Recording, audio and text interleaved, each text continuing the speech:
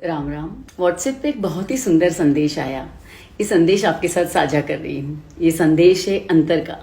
कुछ भी कर लीजिए, अंतर तो रह ही जाता है। जैसे बचपन में हम लोग जब ट्रेन की यात्रा करते थे तो देखते थे कि माँ साथ में ही टिफिन में खाना बनाकर रख लेती है। रास्ते में हम देखते थे कि ट्रेन में कुछ अमीर लोग ट्रेन की कैंटीन से खाना ऑर्डर करते हैं। हम पिताजी से पूछते थे कि हम ये खाना क्यों नहीं खा सकते।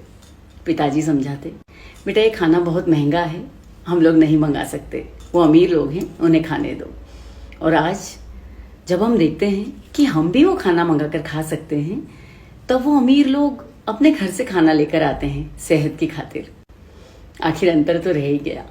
बचपन में हम लोग हमेशा सूती कपड़े पहनते थे और देखते थे कि हमारे कुछ अमीर दोस्त टेरेलिन के और सिंथेटिक कपड़े पहनते हैं।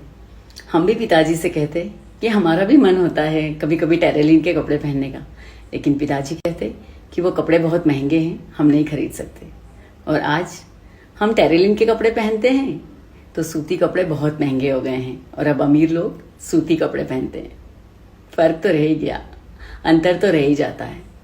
बचपन में अगर कोई कपड़ा फट जाता था तो माँ उसे बड़े सलीके से सिल देती थी, या फिर पिताजी लॉन्ड्री से रफू करवा लाते थे और हम उसे खुशी खुशी पहनते थे। बस फर्क यही था कि हम उस रफू वाले हिस्से को छुपा छुपा कर पहनते थे। लेकिन आज अमीर लोग फटे हुए कपड़े बाजार से महंगे दामों में खरीदते हैं और हमें इतने कपड़े हो गए हैं कि फटे हुए कपड़े पहनने की जरूरत नहीं बची।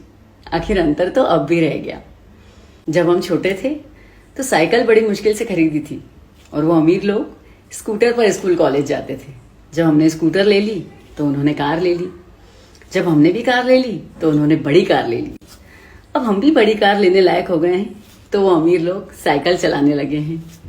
अंतर तो अब भी रह गया। बचपन में माँ अक्सर ज्वार की रोटी बना लेती थी और अमीर लोग हमेशा गेहूं की रोटी टिफिन में लाते थे।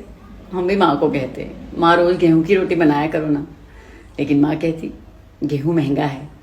और आज हम गेहूं की रोटी खा सकते हैं और वही अमीर लोग सेहत की खातिर ज्वार और बाजरे की रोटी खा रहे हैं। अंतर तो फिर भी रह गया ना। कभी भी दो व्यक्ति और परिस्थितियां एक जैसी नहीं हो सकती, इसलिए जो है जैसा है उसमें खुश रहना सीखें।